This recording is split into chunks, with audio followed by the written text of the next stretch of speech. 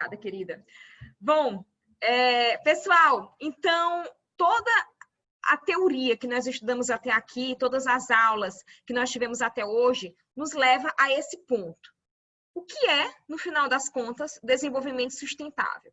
A gente passou várias aulas eu mostrando para vocês como foi que o conceito de desenvolvimento sustentável cresceu, ganhou densidade ao longo das últimas décadas. Em primeiro lugar, como foi que ele nasceu, por que que ele nasceu, a gente entendeu por que que ele nasceu, a gente já entende boa parte do conceito, a gente já entende, na verdade, a essência do conceito e entender por que que ele nasceu, para unir as duas demandas, né? A demanda de desenvolvimento com a demanda de proteção ambiental.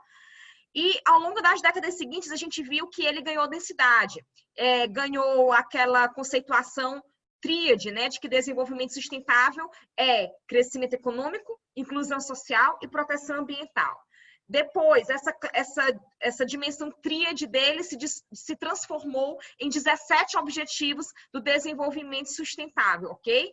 Então, ele foi ganhando cada vez mais densidade e aí, hoje, nos leva a gente é levado a se perguntar o que é, no final das contas, desenvolvimento sustentável, porque ele ganhou tanta densidade, tanta abrangência, tanta amplitude, que aquele conceito original do relatório Brundtland, aquele que diz que desenvolvimento sustentável atende às necessidades do presente, sem comprometer a capacidade das gerações futuras de atender às suas próprias necessidades, esse conceito, hoje, parece não explicar satisfatoriamente toda a densidade que a teoria do desenvolvimento sustentável ganhou. Até explica, né? Se a gente penetrar lá no fundo, mas assim, não é um conceito que é fácil de ser compreendido, não é um conceito que consegue deixar transparente toda a carga de conteúdo que ele traz dentro de si.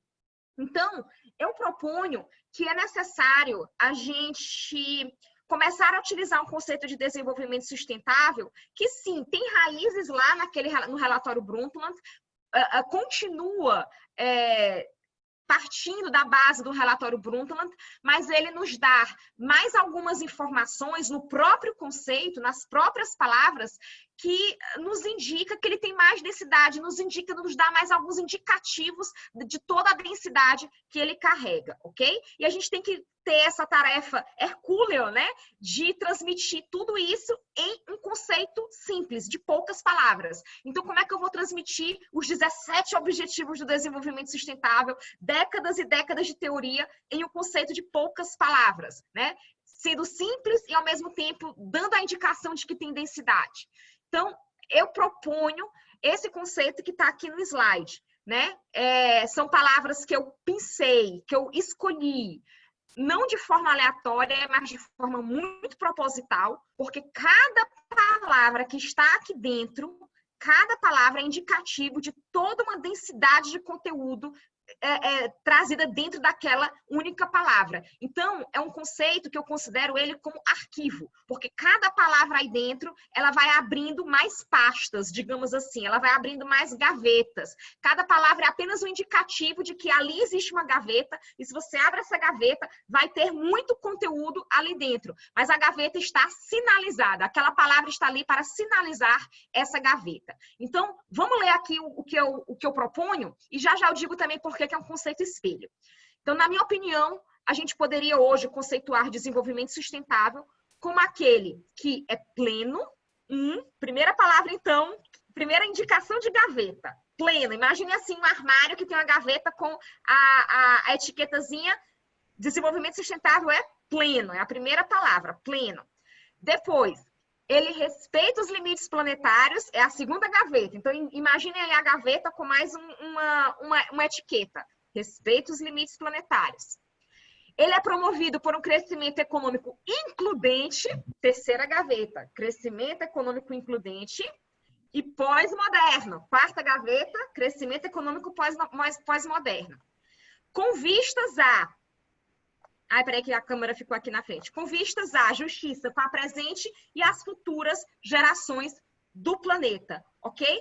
Quinta gaveta, presentes e futuras gerações, ok? Toda a dimensão ética do desenvolvimento sustentável, toda a teoria da justiça, aquela justiça intrageracional e intergeracional, que foi trazida lá no relatório Brundtland, entra aqui nessa última gaveta. E é sobre essa teoria da justiça do desenvolvimento sustentável, que inclusive a gente vai falar na próxima aula com o George Morgenstern, ok? Mas vamos nos fixar então aqui na ideia geral, nas palavras gerais do conceito. Então vamos lá, pessoal, vamos trabalhar com as nossas gavetinhas. Então, eu tenho o armário do desenvolvimento sustentável, ele é um armário, tá? Com suas gavetinhas devidamente etiquetadas. E aí a primeira gavetinha diz que o desenvolvimento sustentável é pleno. Quando eu puxo essa gavetinha, o que é que vai ter dentro da gaveta? Vai ter que o desenvolvimento pleno é aquele que é equitativo, integral e emancipatório. Vocês lembram que eu falei para vocês que desenvolvimento pleno é isso? E aí, quando eu coloco essas três características, equitativo, integral e emancipatório, cada uma dessas características é uma pasta. E se eu abro essa pasta, eu vou ter todos aqueles conceitos de desenvolvimento que nós estudamos. Desenvolvimento como qualidade de vida. Desenvolvimento com qualidade de vida se liga à ideia de ser integral. Não adianta eu apenas ter comida, mas eu também tenho que ter lazer, né? Quando eu digo que ele tem que ser equitativo, isso se liga com o desenvolvimento como aquele que diminui a pobreza objetiva e pobreza relativa, ok? Quando eu digo que ele tem que ser emancipatório, isso se liga à ideia de desenvolvimento como expansão das capacidades individuais, que torna as pessoas livres e independentes, emancipadas, ok? Então, todas aquelas teorias sobre o que é desenvolvimento que nós estudamos, tivemos uma aula inteira só para estudar o que é desenvolvimento, entra tudo aqui, dentro dessa única palavra, pleno, ok? Aí você vai conceituar o que é desenvolvimento pleno, você vai pegar toda aquela teoria para dizer, olha, para ser desenvolvimento sustentável, em primeiro lugar tem que ser pleno. Então, uma situação de falso desenvolvimento, a situação lá, por exemplo, encontraram minas de diamante na República Democrática do Congo. Essas minas de diamante estão provocando conflito civil, né? E não está sendo gerado nenhum benefício para a população local. Então, logo, isso não é desenvolvimento, porque não está longe de ser pleno. Isso é um falso desenvolvimento, essa situação, tá? Então, a primeira gavetinha é o desenvolvimento pleno. Segunda gaveta, respeito os limites planetários. Aí a gente entra na questão da proteção ambiental, ok? Mas não simplesmente proteção ambiental, mas é aquela proteção ambiental que se preocupa, como eu sempre digo, né? Não em abraçar árvores, né? Desenvolvimento sustentável nunca foi sobre abraçar árvores, até tem a ver, a gente vai ver na próxima aula. Mas o desenvolvimento sustentável, o foco dele é permitir a vida humana na Terra, né? A nossa civilização, sem que a gente caia num colapso. E para a gente não cair num colapso, a gente tem que respeitar os limites planetários, tá? Portanto, respeitar os limites planetários nos leva a respeitar a capacidade de carga do planeta, a biocapacidade do planeta. Nos leva a gente repensar no estilo de vida, para que a nossa pegada ecológica fique dentro da capacidade do planeta. Então, respeitar os limites planetários nos leva a pensar em proteção ambiental, nos leva a pensar em mitigar, né, em diminuir o impacto das nossas atividades, do nosso estilo de vida, da nossa pegada ecológica, e nos leva a pensar em soluções para todos aqueles problemas ambientais globais, aqueles problemas ambientais que estão mapeados na teoria dos limites planetários. A gente teve uma aula sobre limites planetários, a gente focou especialmente no limite planetário da mudança climática, porque ele é bem transversal, mas eu falei para vocês dos 9 limites planetários. E lá na minha tese, eu acho que eu passo, sei lá quantas páginas, eu acho que umas 60 páginas só falando de limites planetários. Então, dentro dessa única palavrazinha bem aí, limites planetários, a gente tem aí toda uma teoria. Tem 9 limites planetários, cada um deles com milhares e milhares de pesquisas científicas para explicar o que é aquele limite planetário, para explicar por que a mudança climática está acontecendo, como solucionar a mudança climática e etc, etc. Então, é uma teoria imensa que ela está sinalizada dentro dessa palavrinha limites planetários, ok? Vamos para a terceira gaveta. Promovido por um crescimento econômico includente e pós-moderna. Na verdade, é uma gaveta dupla, né? Ela se divide em 2.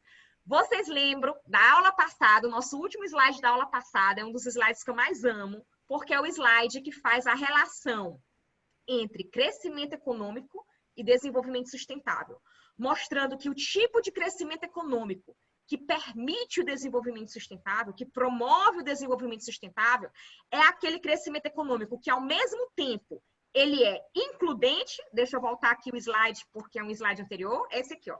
Ao mesmo tempo, ele é includente, e ele é, né, no eixo Y, e ao mesmo tempo ele é pós-moderno, no eixo X.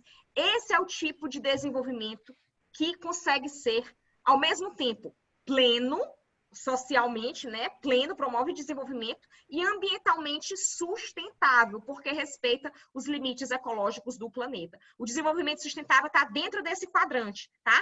E aí, portanto, quando eu digo aqui no conceito que ele é um crescimento econômico includente, mais uma vez eu estou falando de desenvolvimento pleno, mais uma vez eu estou falando daquele tipo de crescimento econômico que aumenta o IDH, que diminui a pobreza objetiva e relativa, que aumenta a qualidade de vida, ok? Eu estou falando daquele tipo de crescimento econômico que promove o desenvolvimento pleno, que é equitativo, integral e emancipatório. E aí, a palavra pós-moderno nos leva a lembrar de todas aquelas características que nós estudamos na aula passada, que fazem com que esse crescimento consiga durar no longo prazo, de forma indefinida, porque ele opera dentro dos limites planetários, porque ele opera dentro da biocapacidade do planeta. Ele não demanda mais recursos naturais, nem produz, nem lança na natureza mais resíduos. Ele opera dentro do ciclo fechado de produção. Ele utiliza energias renováveis, limpas e baratas, ok? Ele cada vez mais desmaterializa os produtos e serviços. Ele faz com que as pessoas tenham vontade de consumir serviços e não só bens materiais, ok? Então, todas aquelas características, pessoal, que a gente estudou na aula passada, elas entram dentro dessa palavrinha, pós-moderno. Uma única palavrinha traz toda aquela teoria que nós estudamos, tá bom? E aí, por fim, a gente chega na última parte, com vistas à justiça, com a presente e as futuras gerações do planeta. No final das contas, por que nós queremos tudo isso? Por que eu quero, no final das contas, um desenvolvimento pleno, que é equitativo, integral e emancipatório? Vocês podem dizer, professora, porque isso é o correto, a gente querer que todas as pessoas do mundo tenham uma vida digna, né? Seria antiético desejar que algumas pessoas vivam bem e outras passem fome. Seria antiético desejar isso. Então, por que eu quero desenvolvimento pleno? Por que eu quero que os limites planetários sejam respeitados, que esse desenvolvimento seja duradouro para chegar até as futuras gerações? Por que eu me preocupo com as futuras gerações? No final das contas, tudo é embasado na ética, tudo é embasado na teoria da justiça, porque eu quero fazer justiça dentro da presente geração e justiça com as gerações futuras. Fazer justiça dentro da presente geração, né? A gente tem várias teorias da justiça de autores diferentes. A gente vai estudar, dar uma pincelada na próxima aula. Mas fazer justiça dentro da presente geração, na teoria do desenvolvimento sustentável, refere-se principalmente a fazer com que todas as pessoas que vivem hoje, aqui e agora, tenham uma vida digna, né? Uma vida materialmente digna. Não passem fome, tenham acesso à escolaridade, à saúde, ok? Tenham uma vida digna acerca daquilo que coletivamente a gente pode proporcionar. No âmbito interno, não tem como o desenvolvimento sustentável adentrar. A teoria do desenvolvimento sustentável, ela olha mais com um olhar macroscópico, né? As nossas relações sociais. Então, no âmbito interno, não adentra tanto. Então, pode ser que no âmbito interno a gente tenha uma vida digna, mas esteja todo mundo muito triste e deprimido. Pode ser, né? Pode estar todo mundo com casa e comida e lazer e tudo mais, mas todo mundo deprimido. Pode acontecer. Mas a teoria do desenvolvimento sustentável, ela olha com um olhar macroscópico para a sociedade. Ela se importa se macroscopicamente as pessoas estão bem, né? No âmbito macroscópico, não no âmbito interno de cada um, mas no âmbito macroscópico. Então, isso seria fazer justiça dentro da presente geração. Um mundo em que todas as pessoas têm uma vida minimamente digna, né? Uma vida macroscópica minimamente digna. Fazer justiça com as futuras gerações significa que nós precisamos que esse desenvolvimento chegue até as futuras gerações, que elas tenham uma vida igual ou melhor do que a nossa, né? A gente já falou sobre isso e vamos falar mais ainda na quarta-feira. É a ideia de que o seu filho, a sua filha, o seu neto, a sua neta tem que ter uma vida melhor do que a sua. Eles não podem ter uma vida pior. Não é ético a gente deliberadamente tomar decisões que sabemos que vão piorar a vida dos nossos descendentes, ok? Então, isso seria a ideia de justiça com as futuras gerações. Aí, vejam, na próxima aula, eu vou explicar para vocês que quando o relatório Brundtland foi publicado, e ele falava já de presente geração e futuras gerações, ele se referia só e somente às gerações humanas. Ele estava se referindo só e somente aos seres humanos. Então, quando ele falava de presente geração, era todas as pessoas humanas que habitavam hoje no planeta. Quando falava de futuras gerações, era todas as pessoas humanas que irão habitar no futuro no planeta. Mas eu coloco que é possível, apesar da teoria do desenvolvimento sustentável ainda assim ser muito antropocêntrica, porque a gente sim ainda tem muitos problemas para solucionar, ainda tem gente, ainda tem muito país com problema social, então eu defendo que é necessário que ela tenha sim esse olhar antropocêntrico ainda hoje. Porém, eu vejo que no momento que a gente tiver solucionado os problemas mais graves da humanidade, no momento que a gente tiver atingido, por exemplo, aquelas metas dos 17 Objetivos do Desenvolvimento Sustentável, aí a gente pode pensar numa ética, pode pensar no desenvolvimento sustentável numa base ética bem mais abrangente. A gente já pode, inclusive, começar a pensar agora, né? Eu estou dando aula. Bom, a gente já pode começar a pensar agora. Eita, meu Deus. E, ai, gente, peraí que eu me desconcentrei. E a gente já pode começar a pensar agora.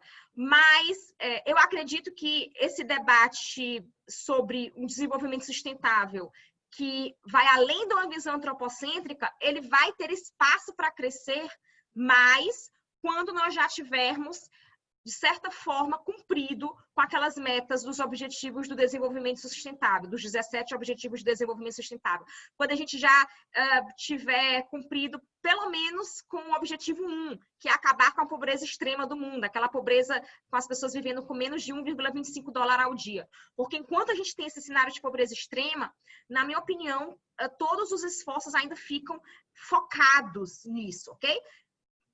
Reitero, não que não há espaço para a gente já iniciar o debate. Sim, já há espaço para iniciar o debate, já há espaço, inclusive, para tomar algumas ações, mas o foco ainda é antropocêntrico, focado nas pessoas humanas, nas pessoas, porque nós ainda temos problemas muito graves. Porém, a gente vai ver na próxima aula que o debate ele tende a ser ampliado, ele já está sendo ampliado e tende a ser cada vez mais ampliado. E aí, quando o debate ético tende a ser ampliado, a gente pode pensar em incluir novos sujeitos de direitos na teoria do desenvolvimento sustentável. Que novos sujeitos de direitos? Por exemplo, outros seres vivos, que não os seres humanos, os animais, ok? Eu considero, inclusive, que, na minha opinião, já daria até para incluir os animais, porque eu considero que aqueles animais que sentem dor, que comprovadamente sentem dor, já deveriam estar incluídos não só na teoria do desenvolvimento sustentável, mas também na teoria dos direitos humanos, né? Seria uma espécie de direito dos seres vivos. E já há constituições pelo mundo, como a Constituição da Bolívia e do Equador, que vão além até, e colocam a própria natureza, né, os ecossistemas, como sujeito de direitos. Então, é possível a gente pensar numa teoria do desenvolvimento sustentável que vá além da visão antropocêntrica e abarque animais e abarque a própria natureza com seus ecossistemas como sujeito de direitos. E a gente não precisaria mudar a ideia do relatório Brundtland, aquelas palavrinhas lá do relatório Brundtland. A gente poderia continuar falando de geração presente e gerações futuras, como eu coloquei aí nesse conceito. Basta que a gente compreenda a palavra geração presente e gerações futuras como não apenas a geração presente e gerações futuras humanas, mas tudo que existe hoje no planeta e tudo que irá existir no futuro no planeta. Então, geração presente seria tudo que existe hoje, incluindo os seres humanos, os animais, os ecossistemas, e gerações futuras seria tudo que existirá amanhã no planeta. Nós, seres humanos, animais, gerações, natureza, ecossistemas, etc. Ok? Então, por isso que eu coloquei a palavra do planeta aí no final, porque seria a presente e as futuras gerações do planeta, deixando, portanto, um espaço para que esse conceito ele fique elástico, ele fique adaptável, não é? Para nas próximos anos, nas próximas décadas, se a gente quiser compreender gerações futuras, geração presente e gerações futuras de uma forma mais ampla, a gente tem espaço, a gente tem elasticidade dentro desse conceito para compreender dessa forma. Basta compreender como presente e futuras gerações do planeta, e não apenas das sociedades humanas, ok? Bom, pessoal, e esse conceito também é um conceito espelho. Já expliquei por que ele é arquivo, né? São várias gavetinhas, a gente puxa a gaveta e tem um monte de teoria dentro de cada gaveta. Mas ele também é um conceito espelho, porque cada uma dessas palavras que eu trouxe aqui, ou pelo menos algumas delas, elas, quando a gente abre a gaveta, elas também trazem lá dentro teorias sobre o contrário daquele conceito. Teorias sobre situações contrárias àquilo que a gente quer. Então, funciona como uma espécie de espelho. O desenvolvimento pleno é o que eu quero, e qual é o contrário de desenvolvimento pleno? É o falso desenvolvimento. O crescimento econômico includente é o que eu quero, e qual é o contrário do crescimento econômico includente? É o crescimento econômico excludente, ok? Voltando aqui no slide, para vocês visualizarem, ó, tá bem claro aqui esse espelho. O desenvolvimento sustentável ele é includente pós-moderno. E qual seria o contrário disso? É um crescimento econômico que ele é excludente. Se ele é excludente, ele está promovendo um falso desenvolvimento. E aqui na vertente X, no eixo X, ele é moderno. Aquele que começou desde a Revolução Industrial e ainda hoje persiste nos dias de hoje. Que é aquele tipo de crescimento econômico que não respeita os limites planetários. Ok? Pois bem, então, eu consigo, dentro desse conceito também, visualizar os conceitos contrários àquilo que eu quero. Durante todas essas aulas, eu apresentei para vocês o que a gente quer e apresentei também o contrário do que a gente quer. Eu tentei sempre fazer, embasar a teoria do desenvolvimento sustentável, apresentando esse espelho do que nós queremos e o que nós não queremos. Porque às vezes, é mais fácil a gente entender o que a gente quer quando a gente olha para o que a gente não quer, né? Às vezes a gente nem sabe o que é que a gente quer, mas quando a gente olha para uma situação ruim, a gente diz, olha, eu não sei nem o que é que eu quero, mas eu não quero aquilo. Quando eu olho, por exemplo, para situações de falso desenvolvimento, eu consigo dizer, olha, eu nem sei direito o que é que eu quero como desenvolvimento, qual seria o desenvolvimento perfeito, ideal, mas eu sei dizer o que não é desenvolvimento, eu sei dizer o que é que eu não quero. Eu não quero, por exemplo, um falso desenvolvimento, entre aspas, né? Um falso desenvolvimento, como o que aconteceu em Serra Pelada, lá no Pará. A Ana Lu tá aí, né? Pode mais uma vez nos confirmar. As cenas de Serra Pelada, quando encontraram ouro, encontraram ouro, um dos recursos minerais mais valiosos que existe. Okay? Então, em tese, era para ser uma coisa positiva. Se você encontra ouro, em tese, é para ser uma coisa positiva. Mas aí a gente caiu na tragédia do recurso natural, que nós já estudamos. O recurso natural sendo uma maldição e não uma bênção. Não é mesmo, Ana Lu? Quer comentar aí sobre Serra Pelada? A gente vê essa situação da mineração de forma geral, assim, no estado do Pará. Tem outro município que eu vou também muito, que é para Barcarena. E lá tem a extração da bauxita, também tem a extração do calcário. E, assim, tem umas disparidades da realidade dessas cidades, como é que estão, assim, a poeira que está na cidade, a estrutura no supermercadinho que a gente quer comer, tomar um café da manhã, e a quantidade de dinheiro que essas grandes empresas mexem, assim. Então, a gente fica, assim, meio inconformado. E o caso de Serra Pelada não é diferente também, né? Veio para reforçar esses contratos sociais. Né? Pessoal, eu citei o caso de Serra Pelada, que lá em Serra Pelada foram até pessoas individuais que foram lá se aventurar em Serra Pelada, né? Então, não teve nem assim uma grande empresa por trás, uma grande multinacional. Foram até depois tiveram, não sei, mas assim, o que ficou muito marcado na história do Brasil foi aquele momento de Serra Pelada em que as pessoas individualmente foram lá tentar a sorte, tentar encontrar ouro, né? Então você vê a maldição do recurso natural acontecendo ali diante dos seus olhos. Algo que era para ser positivo, né? Ouro, ouro é dinheiro, mas aí se transformou numa pirâmide. Tem até o início de um documentário sobre o Sebastião Salgado, que ele fotografou Serra Pelada, e ele diz que virou uma pirâmide uma pirâmide ao inverso, né? Uma pirâmide cavada para a terra. E é um formigueiro humano, né? São cenas assim, parecia a Babilônia, assim, parecia uma cena bíblica saindo de dentro da Bíblia, naqueles momentos bem trágicos da Bíblia, né? E só uma dúvida, hoje em dia não pode mais ter, né? Um caso desse de Serra Pelada, assim, tem uma grande mina, tem uma grande fonte de recurso e as pessoas vão, assim como foi esse caso, eu não vejo mais. Assim. Não, hoje você tem que ter licença para minerar, você não pode minerar assim, porque senão você se torna um garimpo ilegal, né? Se você vai lá, encontrei ouro aqui, vou começar a garimpar sem a licença e tudo mais, é um garimpo ilegal. O que ainda acontece, né? A gente sabe que acontece. Mas quando você falou aí, por exemplo, de grandes empresas que estão minerando e não está beneficiando em nada a população local, aí a gente volta para outra discussão que a gente teve numa das aulas, né? A culpa seria só da empresa, a culpa seria só do poder público, a culpa do poder público local, né? A culpa seria dos dois, né? De quem seria, digamos assim, a culpa pelo fato da gente ter uma exploração de um recurso valioso como o ouro e a população local não ser beneficiada em nada, na verdade, ser mais prejudicada, né? Então, eu falei para vocês que eu conheço situações em que a culpa foi mais de uma multinacional que impôs uma baixa, impôs a localidade, né, uma baixa exigência ambiental e de trabalho para ela poder se instalar ali.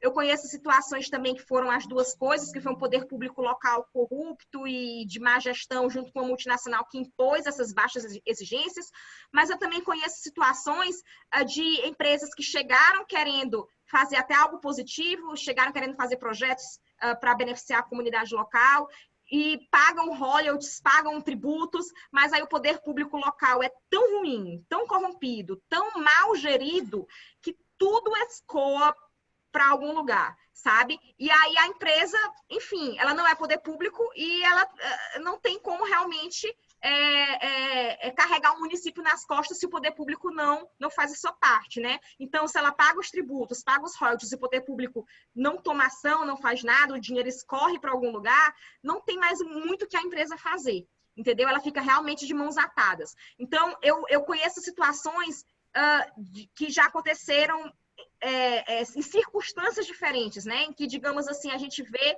peças diferentes naquele tabuleiro.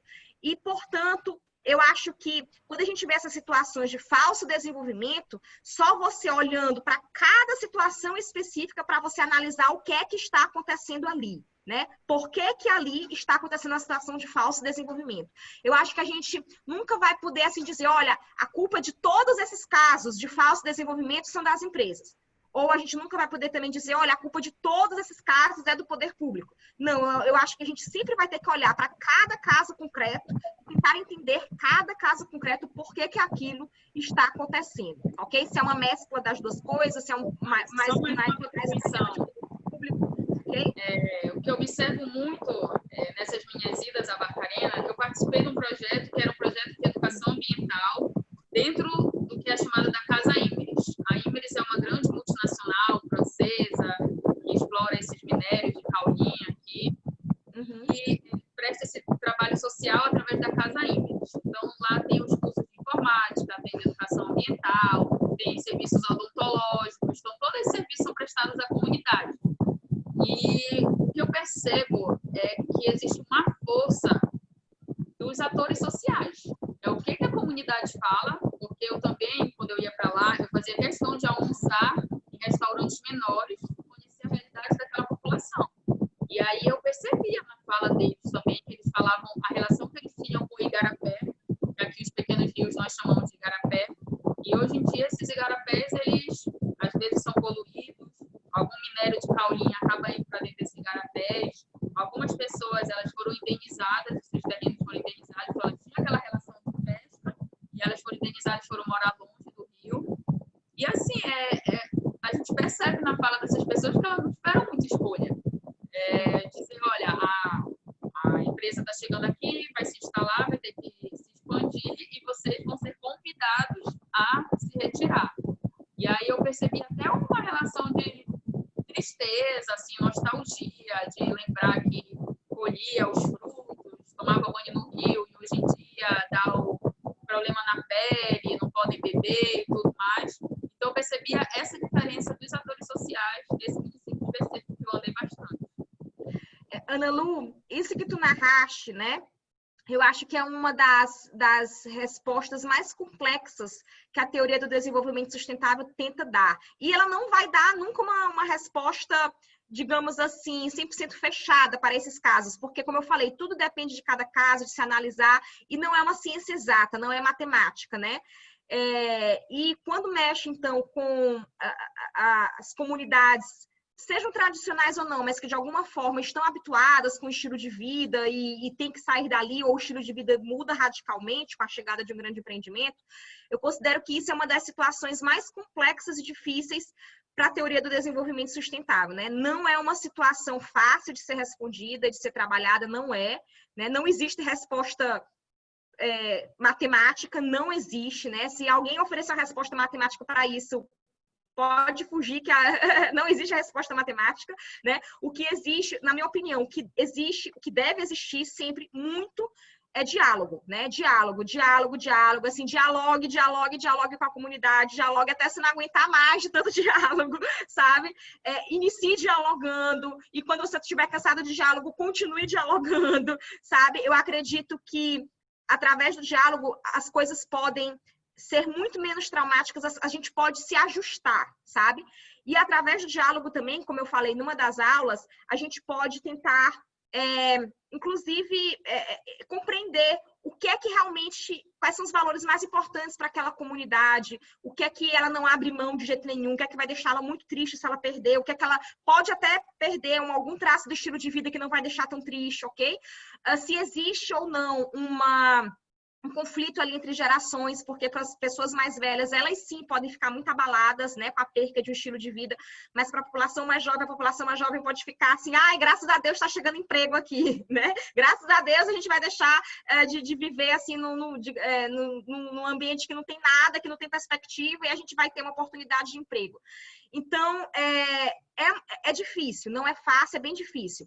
E eu me lembro, só para finalizar esse comentário, que o meu sogro, né, o meu sogro da Itália, e aqui na minha família italiana, né, minha família que mora lá, sempre comentado isso, que eles moravam numa pequena propriedade rural, né, e isso depois da Segunda Guerra Mundial, e aí chegou um grande empreendimento na região, e aí eles tiveram que sair da terra, foram indenizados e tal, mas tiveram que sair da terra. E esse grande empreendimento, por acaso, era a universidade, né? A universidade se instalou ali. E aí eles tiveram que sair daquela terra e ir para outro local próximo. Mas aí, até hoje, o meu sogro fala com muita nostalgia das castanheiras, né? Porque tinha as castanheiras, eu pegava castanha, e ele fala com a nostalgia, com uma dor, com uma saudade daquele pedaço de terra que não existe mais, que agora está pavimentado porque é a universidade, entendeu? E ele fala com uma dor. E as gerações mais jovens, por exemplo, os filhos deles, já falam assim, graças a Deus que a universidade chegou aqui, entendeu? Tipo, graças a Deus que pegaram esse local aqui que não tinha nada antes e botaram a universidade, que agora a pequena cidade ali tem vida, e a pequena cidade virou uma cidade universitária. Então, é cheio de jovens, cheio de comércio, entendeu? E aí as pessoas mais jovens dizem assim, meu Deus, se a universidade não tivesse chegado aqui, isso aqui seria um cemitério, sabe? Seria só gente idosa e o povo já morrendo, entendeu? Não teria vida.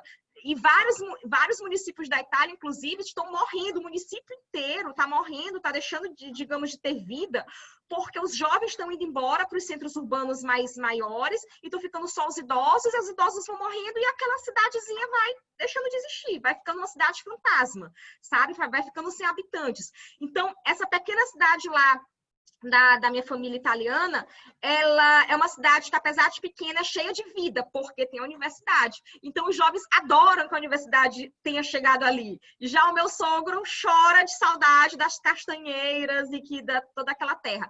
Então, vejam, eu considero que é realmente difícil toda essa situação quando o grande empreendimento chega e muda o estilo de vida das pessoas. Algumas pessoas vão realmente sofrer, não tem como a gente dizer que algumas pessoas não vão sofrer, principalmente idosos, entendeu? Mas aí vem aquela questão mesmo da ponderação, de você tentar dialogar para as pessoas sofrerem o mínimo possível e também de você ponderar, sabe? No final das contas, quando a gente pensar assim, o que é que vai valer mais a pena, né? A gente manter um estilo de vida para as gerações mais antigas ou a gente dar mais perspectiva de uma vida melhor para os jovens que estão ansiosos pela universidade, por emprego e etc, né? Enfim, eu acho que cada situação a gente vai ter que fazer essa ponderação. Eu não digo que vai ser sempre os jovens que vão vencer a ponderação. Eu acho que cada situação a gente vai ter que analisar muito bem e tentar mitigar os impactos, né? Tentar fazer com que o impacto seja o menor possível, o menos doloroso possível, tá ok? Agora, que vai ser doloroso para alguém, isso vai. Não tem como não ser doloroso para alguém, tá ok? Bom, pessoal, indo aqui no slide. E aí, eu coloco aqui algumas características do princípio do desenvolvimento sustentável. Ele é um princípio, na minha opinião, sui generis, né? É um princípio que ele tem um formato, ele tem uma carga de densidade, ele tem um modo de aplicação bem particular, bem singular em relação a outros princípios do direito, ok? Então, ele tem várias singularidades, né? E que singularidades seriam essas? Singularidades que o tornam um princípio único dentro do ordenamento jurídico, ok? Um princípio com uma modo de aplicação diferente, com uma densidade muito maior. Bom, essas singularidades eu elenquei aqui e eu vou falar sobre cada uma delas para vocês, tá? Em primeiro lugar, ele é um princípio guarda-chuva, estruturante e transversal, ok?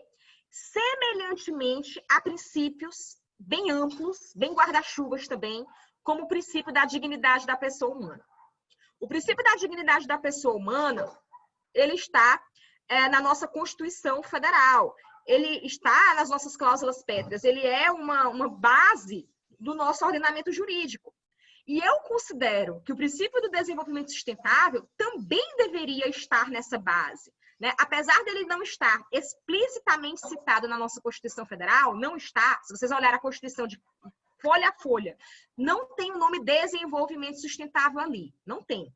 Porém, toda a ideia de desenvolvimento sustentável, toda a teoria do desenvolvimento sustentável, os objetivos do desenvolvimento sustentável estão ali na Constituição, ok? Então, portanto, eu considero, inclusive, se a gente fosse fazer uma nova Constituição hoje, e eu estivesse nessa Assembleia Constituinte, eu diria que o princípio do desenvolvimento sustentável deveria estar ali grudado com o princípio da dignidade da pessoa humana, porque ele é um princípio que também funciona como um guarda-chuva. Ele traz dentro dele vários outros princípios, vários outros valores. Ele é um princípio de máxima amplitude, tá ok?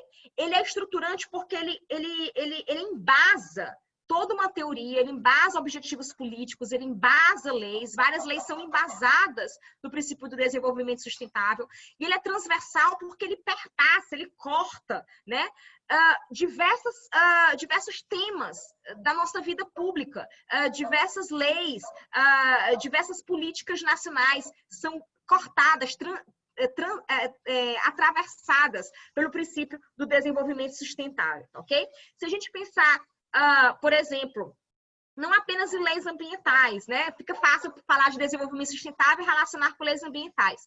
Mas se eu pensar em leis tributárias, se eu pensar em leis relacionadas à educação, né? Se eu pensar em leis relacionadas a promover crescimento econômico, a incentivar empreendedorismo, ok? Tudo isso está relacionado a desenvolvimento sustentável e não somente as leis propriamente ambientais. Então, ele é um princípio que vai passando por uma série de políticas, uma série de leis, ele vai passando pelos objetivos da nossa Constituição, tá bom? Por isso, ele é um princípio guarda-chuva. Depois, ele é um princípio de ponderação e conciliação. Ele é um princípio, pessoal, que ele é aplicado em duas fases. Existem duas fases de aplicação, dois momentos em que a gente deve aplicar de forma sequencial o princípio do desenvolvimento sustentável, ok? E eu vou falar logo sobre esses momentos aqui para vocês. Em primeiro lugar, oi, Ale. Na minha opinião, o princípio do desenvolvimento sustentável ele seria um princípio compromisso. Porque ele é um pacto com o presente e um pacto com o futuro. Muito bem, adorei, é um princípio compromisso, excelente, com certeza. Eu também chamo ele de princípio de responsabilidade, né? Eu fiz um paper na época das aulas de doutorado, em que eu falei que ele era um princípio de responsabilidade, né? Eu fiz esse link, desenvolvimento sustentável sendo traduzido como responsabilidade. Responsabilidade com a presente geração e responsabilidade com as futuras gerações. E aí, quando tu falas em compromisso, é nessa mesma linha. Responsabilidade, né? Eu tenho um compromisso. Quando você diz assim, olha, eu tenho um compromisso, né? Tô atrasada, eu não vou chegar atrasada para o compromisso. Você tá querendo dizer o quê? Que eu sou uma pessoa responsável, né? Olha, eu tenho um compromisso com fulano de tal. Né? Eu sou responsável, fulano de tal está me esperando, né? Eu tenho compromisso com meus pais, eu tenho compromisso com meus filhos, ok? Significa que eu tenho responsabilidades. Então, com certeza, é um princípio de compromisso, sim. É um princípio de responsabilidade. Ele nos exige tomar posturas responsáveis. Responsáveis dentro da presente geração, com a presente geração, e responsável com as gerações futuras, ok? Deixa eu ver, inclusive, se eu botei isso daqui, responsabilidade. Eu não botei aqui explicitamente. O princípio da responsabilidade, ele vai entrar quando eu digo que ele é um princípio de 3 dimensões da justiça. Vai ser na nossa aula de quarta-feira, essa aula com o Jorge Morgenstein, que eu vou dizer que, na hora que eu falo de justiça intrageracional e justiça intergeracional, né? Justiça com a presente geração e com as futuras, essa justiça é uma justiça que nos impele a ser responsáveis. É uma justiça que nos exige responsabilidade. Então, nesse momento, eu estou falando justamente de compromisso. Tem total razão, ok? Bom, pessoal, e aí a aplicação do princípio do desenvolvimento sustentável.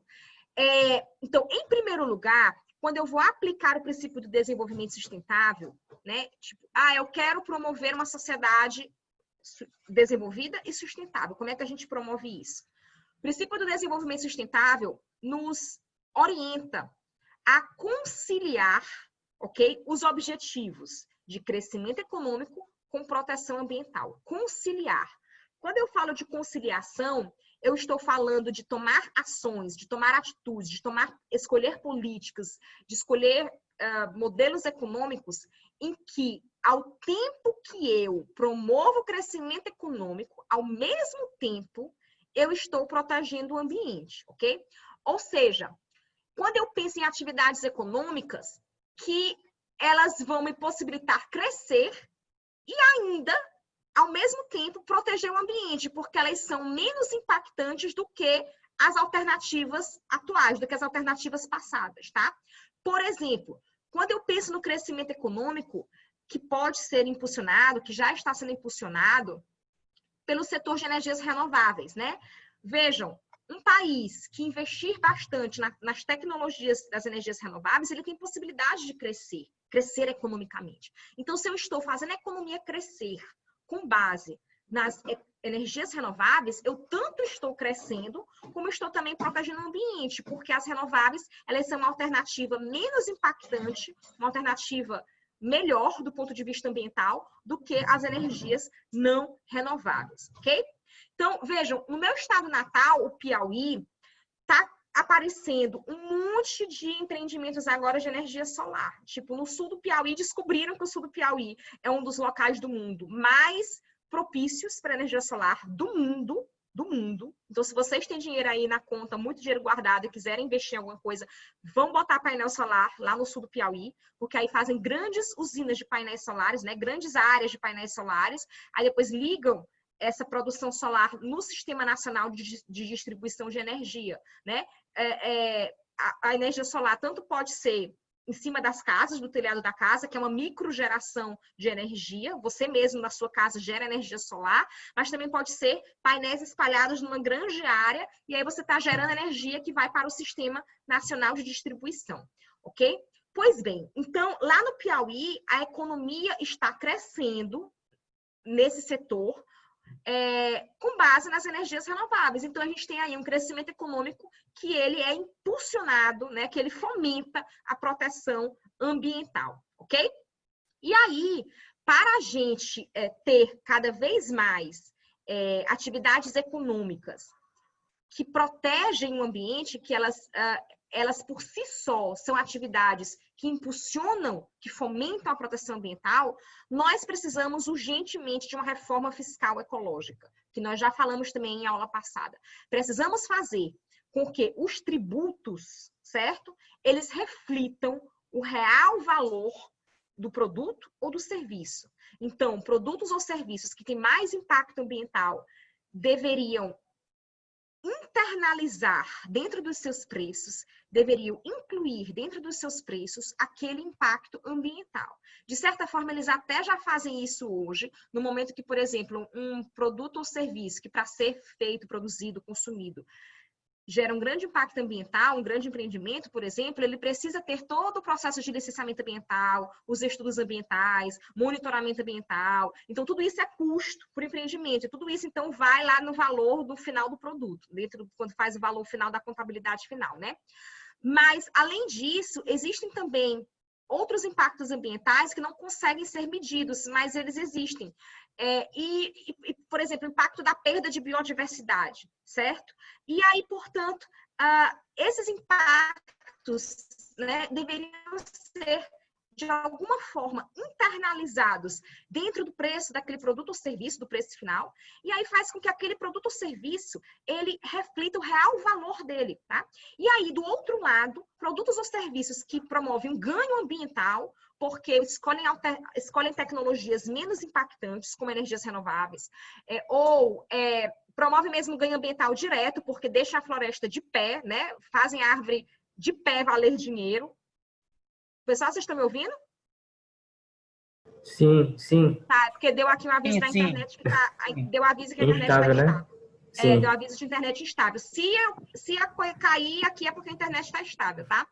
Pois bem, então, por outro lado, atividades econômicas que fazem a floresta valer de pé, como pagamento por serviços ambientais, também fomentam o crescimento econômico através de uma proteção ambiental direta, né? Eu estou mantendo uma grande área florestal de pé, ou mesmo eu estou plantando uma área que estava desmatada, eu estou replantando e com isso estou ganhando dinheiro. Então, eu estou fazendo economia circular, eu estou ganhando dinheiro e ainda estou fazendo um ganho ambiental, ok? E aí, para a gente fazer essa reforma fiscal ecológica, para a gente fazer ações, né, que permitam, para a gente fazer um sistema regulatório que permita o pagamento por serviços ambientais, a gente tem que trabalhar mais, o direito tem que trabalhar mais com o princípio do protetor-recebedor, né? O princípio do poluidor-pagador é uma face da moeda. Quando a gente vira a moeda, a gente tem o princípio do protetor-recebedor, ou seja, aquele que protege além do que a lei exige, aquele que protege quando ele não tinha obrigação de proteger, né, naqueles termos, ele ganha algo, ele ganha um prêmio, ele ganha algo positivo. Esse algo positivo pode ser um imposto mais baixo, pode ser uma certificação ambiental que vai valorizar o seu produto, pode ser um licenciamento ambiental mais rápido, ok? Menos demorado, se ele já tiver, por exemplo, eu uma vez fiz uma proposta de que empresas, né, atividades econômicas, empresas que tivessem a certificação ISO, porque para você ter uma certificação ISO 14001, que é a ISO da gestão ambiental, a empresa tem que estar perfeita do ponto de vista ambiental, perfeita.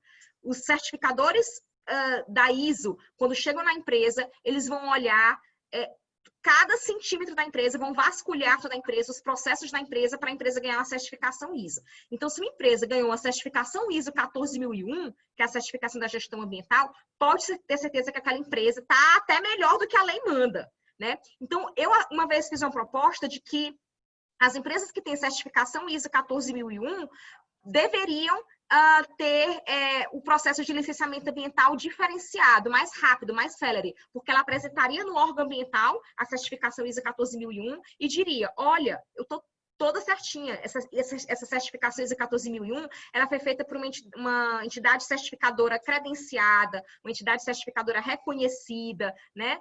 Algo que tem validade, não é qualquer não é qualquer entidade certificadora que faz uma ISO 14001.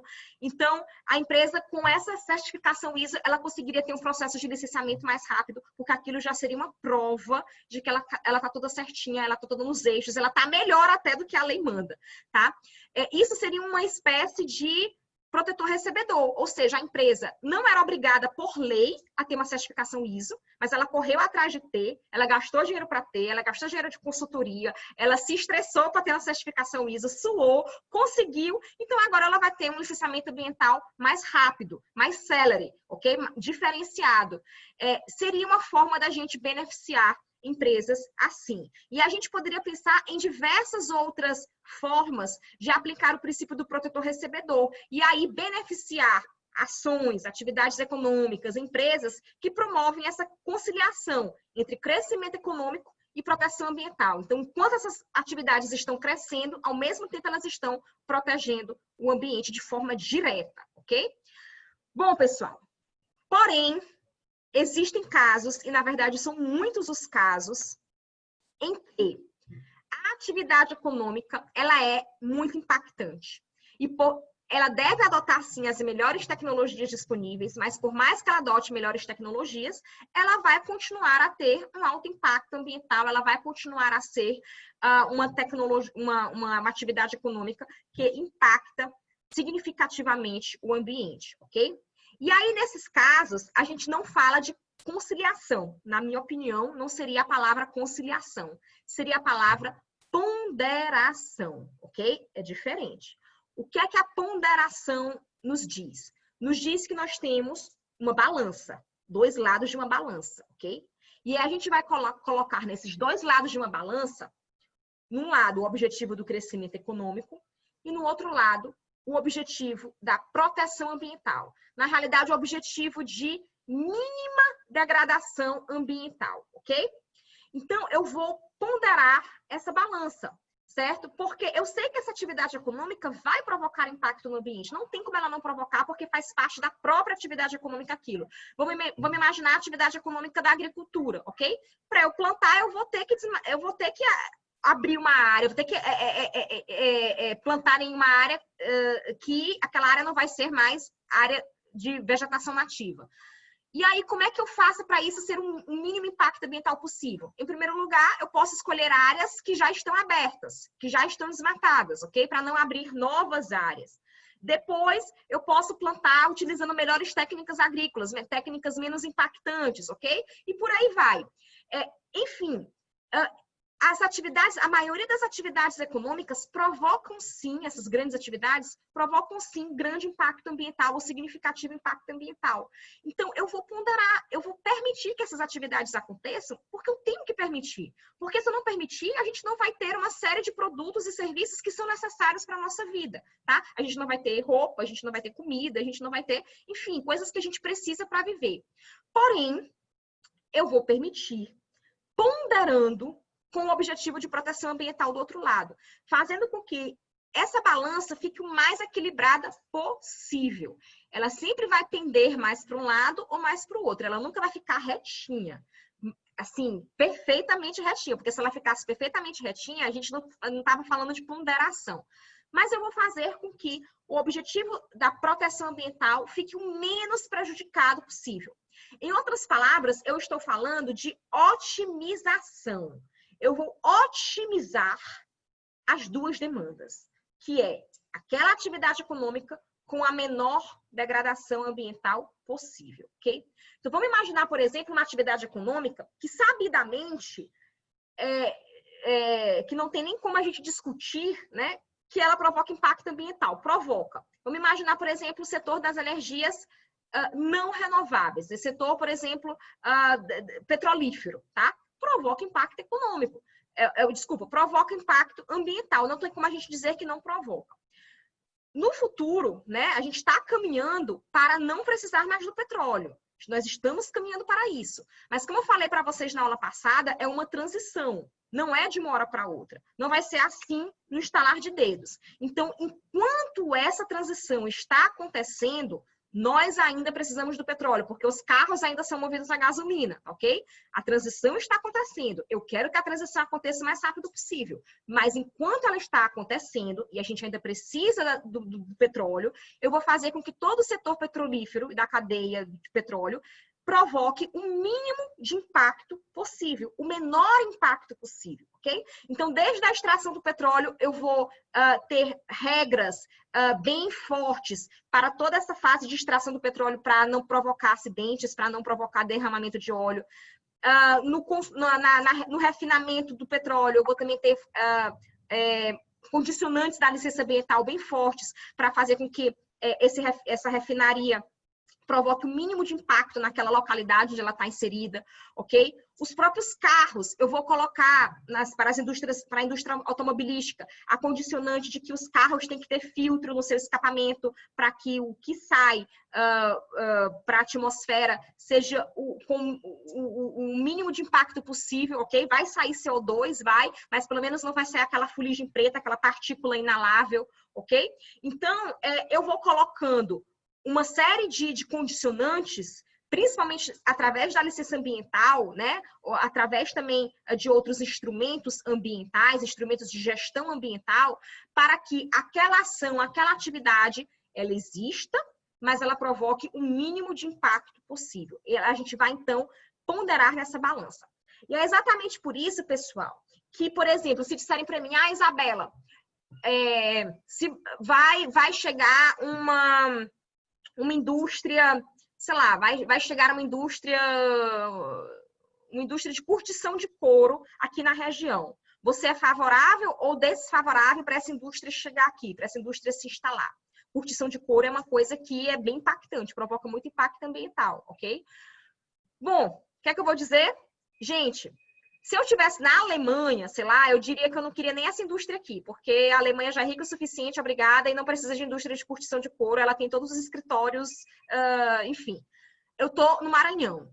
A gente precisa de atividade econômica, e como a gente não tem todo o setor de serviços desenvolvido como tem a Alemanha, a gente precisa de atividades econômicas que queiram chegar aqui, que queiram se instalar aqui. Então, eu diria que sim, vamos deixar a indústria de curtição de couro se instalar. Porém, a gente vai colocar uma série de condicionantes na licença ambiental para que ela se instale e provoque o menor impacto ambiental possível, ok? O menor possível. E aí eu vou colocar nessas condicionantes para essa indústria de curtição de couro, fazer o tratamento dos seus resíduos, dos seus efluentes, fazer monitoramento do ar, utilizar uma determinada tecnologia. Aí eu coloco a tecnologia que ela tem que utilizar, que é uma tecnologia menos impactante. Quando eu vou colocar essa tecnologia, claro, eu também tenho que ter um bom senso de saber se aquela tecnologia ela é disponível e ela é acessível, economicamente acessível. Porque se for uma tecnologia de ponta, que só o Japão tem, digamos assim, que só as empresas do Japão mega ricas têm, aí eu vou estar inviabilizando a indústria aqui, entendeu? Então, a gente tem que fazer todo esse jogo de ponderação. Não é uma ciência exata, não é matemática, ok? Estabelecer as condicionantes de uma licença ambiental é algo que requer muito conhecimento técnico para você saber que tipo de tecnologias existem para aquele tipo de atividade, que tipo de tecnologias existem, são melhores e são acessíveis e não vão inviabilizar o empreendimento, ok? E aí, óbvio, a Secretaria de Meio Ambiente que está licenciando aquilo, o órgão ambiental que está licenciando aquilo, não é obrigado a conhecer, nos mínimos detalhes, todas as atividades econômicas, todos os tipos de tecnologias que existem. Quem é que vai falar as melhores tecnologias? Assim, quem é que vai apresentar essas melhores tecnologias? O estudo ambiental. A equipe técnica que elabora o estudo ambiental tem a obrigação, aí sim, de conhecer as melhores tecnologias, de conhecer as melhores propostas para fazer com que aquele empreendimento tenha o menor impacto ambiental possível. E vai sugerir isso no estudo ambiental. Aí o órgão ambiental tem sim algum grau de conhecimento, né? E vai dizer, olha, eu gostei desse estudo, gostei dessa proposta, eu acho que a gente pode, inclusive, melhorar aqui, e vai colocando nas condicionantes aquilo que o estudo ambiental sugeriu, ou até outras condicionantes que não foram sugeridas, mas que foram pensadas lá durante a hora do licenciamento, ok? Mas bem, pessoal, então, eu fiz aqui uma visão geral, E eu queria também mostrar para vocês como é que essa ideia de ponderação se relaciona com o princípio da proporcionalidade, ok? O princípio da proporcionalidade é mais um princípio que ele existe na nossa doutrina jurídica brasileira, ok? Mas ele não está explícito na nossa Constituição. Ele não está escrito, né? Não existe a palavra proporcionalidade, princípio da proporcionalidade na nossa Constituição. Embora toda hora a gente tenha jurisprudência citando o princípio da proporcionalidade e uma vasta doutrina que utiliza também esse princípio, tá? Então, é bem parecido até, inclusive, com a situação do princípio do desenvolvimento sustentável. Então, eu considero que o princípio da proporcionalidade é um princípio que nos mostra como, né? É um princípio procedimental, como tomar uma determinada decisão, como fazer uma ponderação adequada, como otimizar dois objetivos, dois valores em jogo. E aí, nesse sentido, o princípio do desenvolvimento sustentável, ele pode ser considerado também como princípio procedimental. Ele é um princípio material, ele tem carga material, sim, ele tem toda aquela teoria por trás dele, dentro dele, ok? Mas, ao mesmo tempo, ele também é um princípio procedimental. Ele é um princípio procedimental quando ele vai ser aplicado através de uma etapa de conciliação em primeiro lugar, e quando não é possível conciliar, a gente vai ponderar. E na hora da gente ponderar, a gente vai seguir o princípio da proporcionalidade, as 3 etapas específicas do princípio da proporcionalidade, que é a etapa da adequação, a etapa da necessidade e a etapa propriamente da proporcionalidade em sentido estrito, que é quando a gente vai fazer o jogo aí da balança, ok? Então, a etapa da adequação, eu pergunto, aquela solução, né, o meio utilizado, ele é adequado para o atendimento dos fins, tá? Por exemplo, a minha intenção na hora de estabelecer uma condicionante de uma licença ambiental é fazer com que o patrimônio arqueológico seja protegido, ok? E aí eu estabeleço como condicionante da licença que deverá ser feito vários furos prévios antes do empreendimento acontecer, antes do empreendimento ser instalado. Não, na verdade, esse aqui é da necessidade. Deixa eu pensar aqui no outro exemplo da adequação. Adequação meio utilizado, vou pensar aqui no exemplo. Vamos lá. Vamos pensar no exemplo da fábrica que vai se instalar, a fábrica de curtume, né, de curtição de couro que vai se instalar, ok? E aí eu quero impedir que os efluentes dessa fábrica poluam o rio local. E aí eu coloco como condicionante para impedir isso que essa fábrica ela coloque um grande contentor, né? Uma grande bacia, digamos assim, de repouso para os seus efluentes, para que os seus efluentes fiquem ali repousando nesse grande contentor antes de serem despejados no rio local. Aí a pergunta que eu faço é, esse grande contentor, ele vai servir de alguma coisa? Isso é um método, deixar esse grande contentor com esses efluentes repousando ali. É um método para tratar o efluente? Não. Se você não fizer botar nenhum cloro ali, enfim, não fizer nenhum tipo de tratamento, não é nada de tratamento adequado.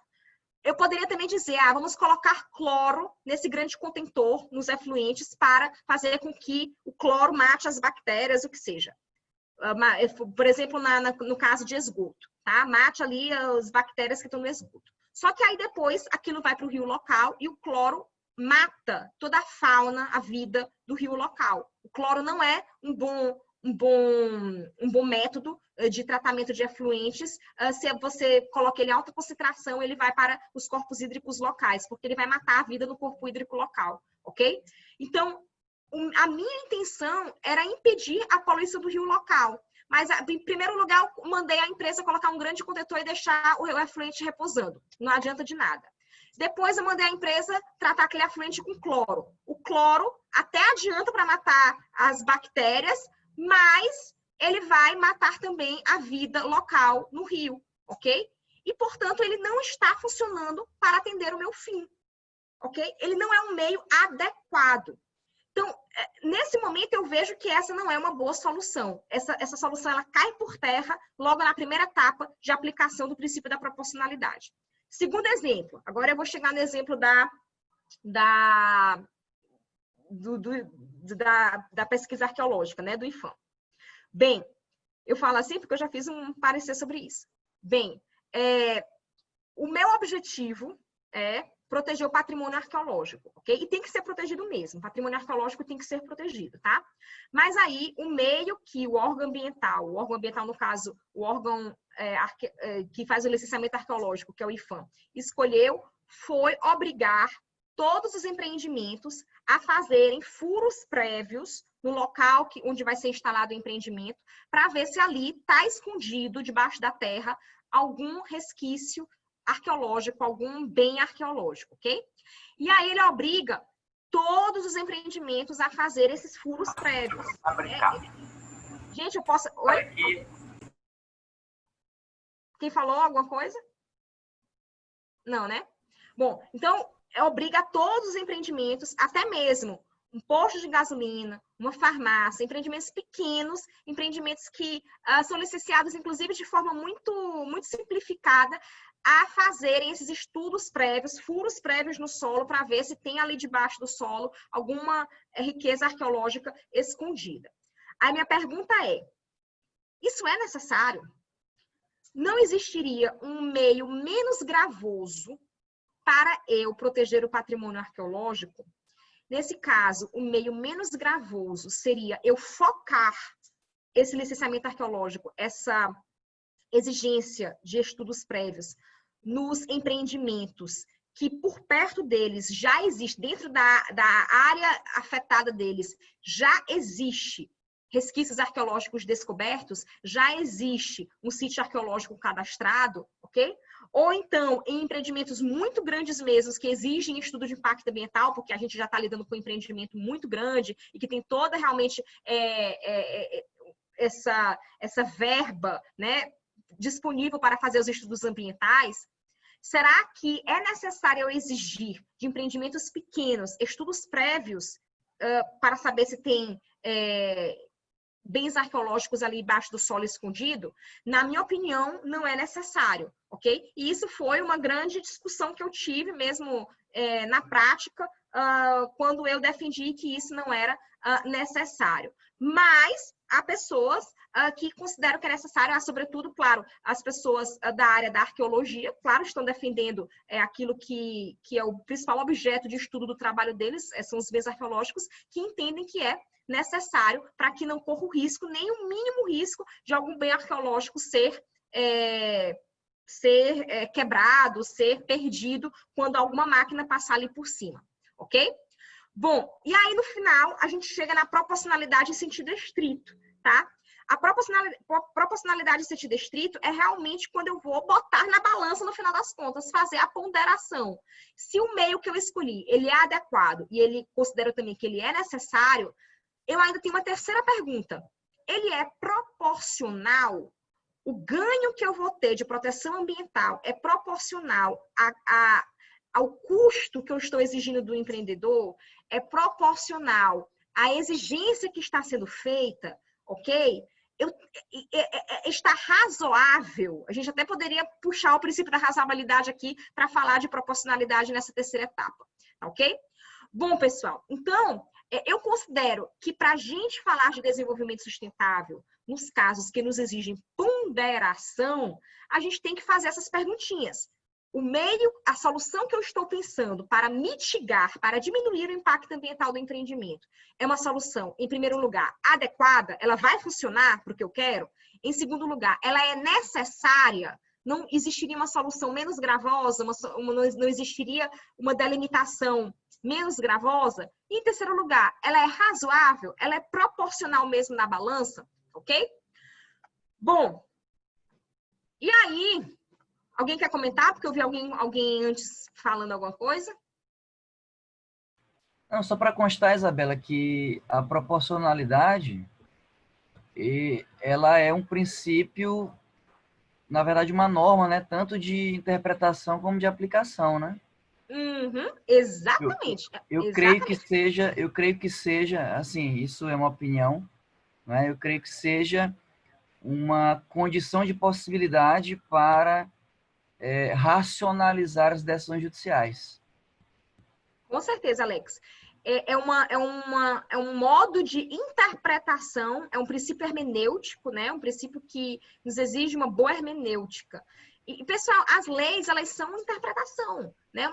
Às vezes a lei, ela até parece que é muito objetiva, mas até leis objetivas, elas são interpretadas, ok? Esse caso que eu contei para vocês, do parecer que eu fiz a respeito do licenciamento arqueológico, ele está todo regulamentado através de uma lei aparentemente objetiva. Quando você olha para a lei, você diz, olha, tá tudo objetivo aqui, entendeu? Não tem como você fugir do que está aqui.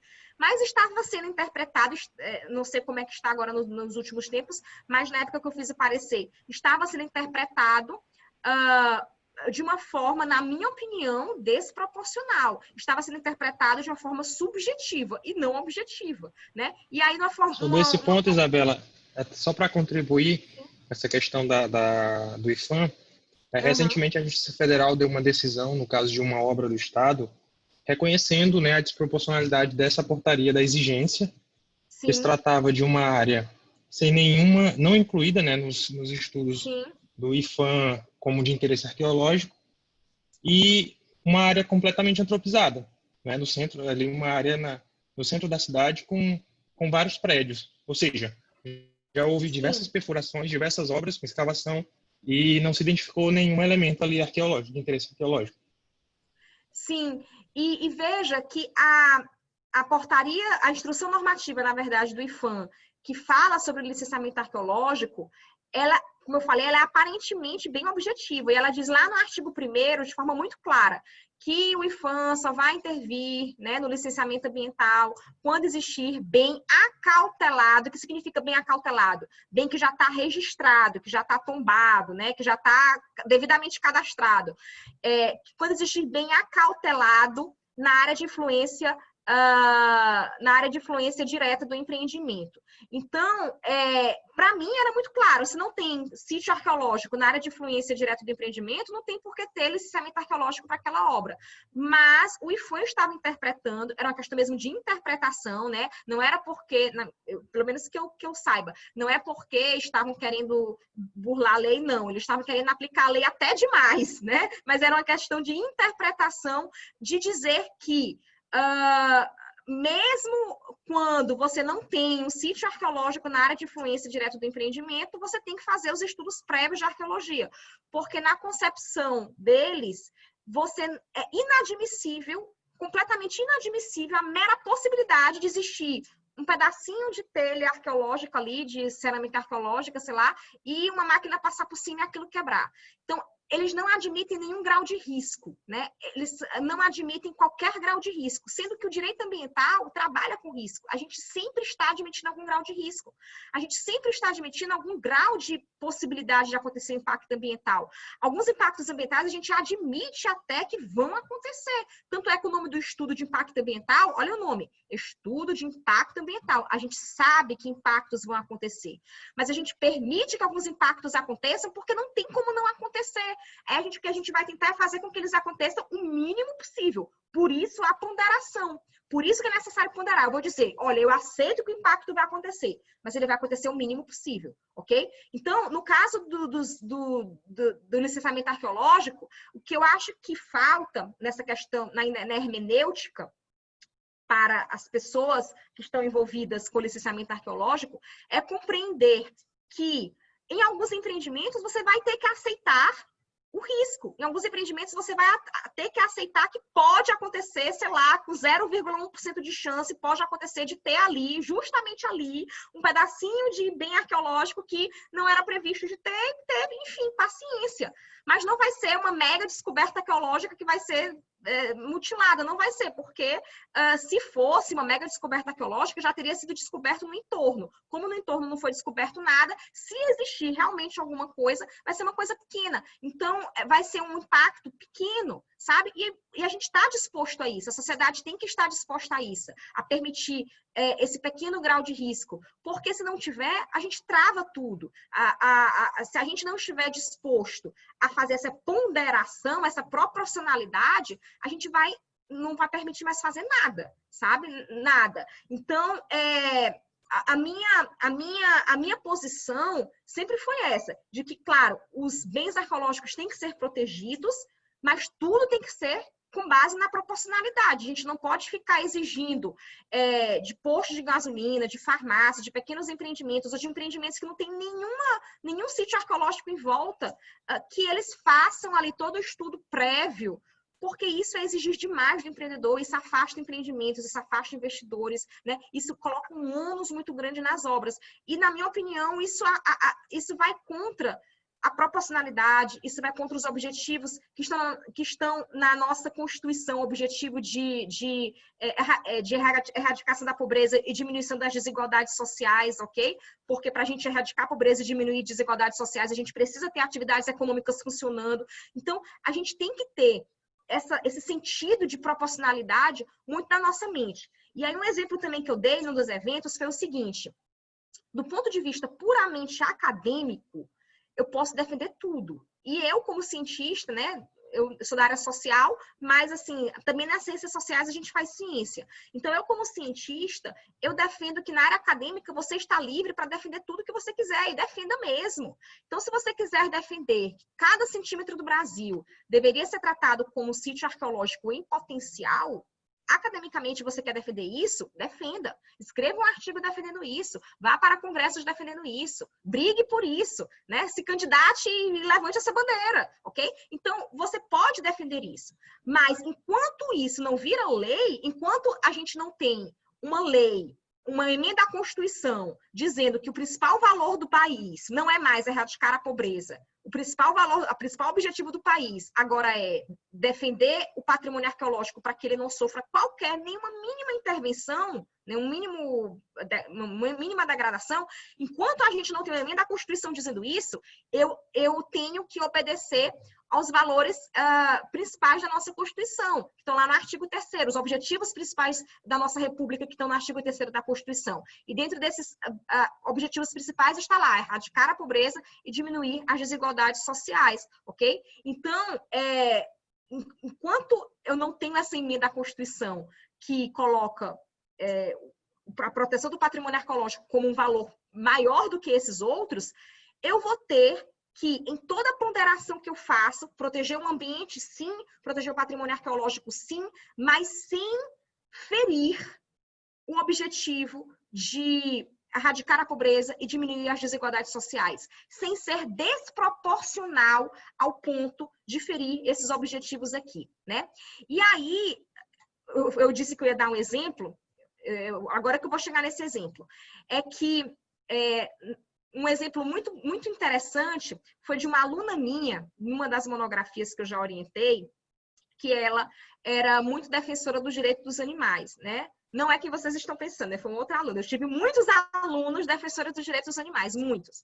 Mas uma aluna minha fez uma monografia sobre o direito dos animais e ela, na monografia dela, ela falava sobre especificamente a indústria alimentícia, de como a indústria que faz o abate de animais, né, a criação e abate de animais é muito cruel com os animais. E ela considerava, então, que, por exemplo, o fato das vaquinhas, dos porquinhos serem criados de forma intensiva, não sei se vocês já viram como é que os porcos são criados de forma intensiva, as galinhas, né, é muito triste, né? Assim, se eu fosse visitar, eu acho que eu nunca mais comeria na vida, porque é muito triste. E ela disse que tudo isso deveria ser considerado como crime de maus-tratos animais. Ou seja, algo que a nossa lei permite, que é você fazer essa criação dos animais e abater os animais, né? Ela disse que aquilo deveria ser considerado como crime de maus-tratos, porque no final das contas, se você for olhar bem, os animais estão sofrendo sim, ok? Então, por que não é considerado maus-tratos? né? Então, ela disse que deveria ser considerado maus tratos, ela fez a monografia dizendo que aquilo deveria ser considerado maus tratos. O que foi que eu falei para ela? Olha, enquanto você está no mundo acadêmico, você pode defender isso, defenda. É seu direito defender. A ciência avança com posições assim, ok? Então, defenda isso, escreva artigo sobre isso, escreva sua monografia sobre isso. Agora, se algum dia você for passar no concurso da Anvisa, né, para vistoriar os abatedouros, aí você não vai poder fechar um abatedouro que está funcionando todo certinho, conforme a lei manda, porque, na sua opinião, aquilo é crime de maus tratos animais. Você não vai poder tomar essa atitude enquanto agente público, ok? Então, uma coisa é o que você defende no mundo acadêmico, né? O que você quer no mundo acadêmico, você está defendendo aquilo enquanto perspectiva de como deveria ser. Outra coisa é como a lei coloca hoje, quais são os valores que nós temos hoje na nossa Constituição, na hierarquia das normas, você tem que seguir a hierarquia das normas. Então, na hierarquia das normas, a gente tem o crime de maus tratos animais, sim, porém a gente também tem outras leis que permitem que a gente consuma carne, ok? E aí, portanto, você não vai poder, como fiscal da Anvisa, fechar os abatedouros que estão funcionando certinho, regularmente. Então, essa também é a ideia que eu considero em relação a toda a discussão arqueológica. Eu vejo que os arqueólogos, em geral, eles têm muita força, né, de defesa do patrimônio arqueológico, isso é maravilhoso, né? Isso é muito bom, eles têm que ter mesmo, porque é a profissão deles, mas eles podem ter toda essa força de dizer que nenhum pedacinho de bem arqueológico pode ser quebrado, eles podem dizer isso no artigo acadêmico. Na hora que são agentes públicos, não podem mais querer colocar essa visão dentro do licenciamento arqueológico, porque aí você tem que obedecer a uma série de leis que estão acima do licenciamento arqueológico, você tem que obedecer à Constituição, que traz valores que estão acima desse valor de proteção ao patrimônio arqueológico, e você vai ter que ponderar a proteção do patrimônio arqueológico com todos esses valores que são superiores, pela nossa própria Constituição, ok? Então, essa é a minha opinião. Bom, pessoal, gente, eu tô sem relógio aqui e eu não consigo saber quais são, só para saber quanto tempo eu tenho. São 9h30 em ponto. Beleza. Bom, aí, ainda dentro da ideia da ponderação, essa ponderação, né, essa otimização do crescimento econômico com a proteção ambiental, ela ocorre tanto no âmbito legislativo, ela ocorre ou deve ocorrer, né? Tanto no âmbito legislativo, quanto no âmbito executivo da administração pública e no âmbito judicial, quando a gente trabalha com casos concretos. No âmbito legislativo, na hora que eu for legislar leis, na hora que eu estou legislando a lei, uma lei geral, uma lei erga omnes, né? Eu vou pensar em formas daquela lei promover crescimento econômico, promover as atividades econômicas com o mínimo impacto ambiental possível, ok? E aí, quando eu penso nisso, tem uma série de princípios ambientais que me guiam nesse trabalho legislativo, como o princípio do não retrocesso ambiental, princípios procedimentais da informação, participação e acesso à justiça, para eu saber o que as pessoas, como é que aquilo chega até as pessoas, princípio da responsabilidade comum mais diferenciada ou da responsabilidade concêntrica no âmbito da governança global. Ou seja, são princípios do direito ambiental que na hora de legislar as leis eu vou tentar ser guiada, eu vou tentar seguir esses princípios. Depois que as leis já estão criadas, já estão positivadas, o Poder Executivo vai aplicar essas leis, ok? E na aplicação das leis, os principais órgãos que aplicam leis relacionadas de forma bem direta com o desenvolvimento sustentável são os órgãos ambientais, porque são eles que fazem o licenciamento ambiental, né? Mais precisamente, o IBAMA, no âmbito nacional, no âmbito da União, as secretarias estaduais de meio ambiente, as secretarias municipais de meio ambiente, ok? Então, durante o processo de licenciamento ambiental, durante o momento que nós chamamos de avaliação do impacto ambiental, esses órgãos irão, a partir do estudo ambiental que o empreendedor fez, o empreendedor, ele é que tem a obrigação de fazer o estudo ambiental, ok?